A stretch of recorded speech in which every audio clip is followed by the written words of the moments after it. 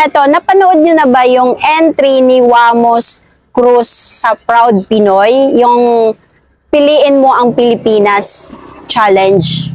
Grabe, sobrang lupit na ito kasi halos kumpleto na talaga yung kanyang production.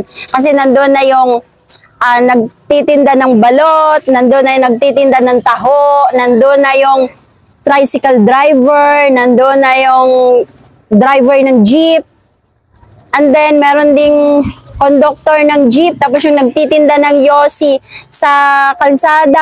Talagang relatable talaga yung ginawa ni Wamos. Kaya alam nyo, isa ito sa pinaka-best na entry sa Piliin Mo ang Pilipinas Challenge. Kaya salute sa'yo, Wamos Cruz, ang galing-galing talaga ng ginawa nyo. So yung mga hindi pa nakapanood, ito po yung konting clips na panoorin nyo po yung kay Wamos. Ito po.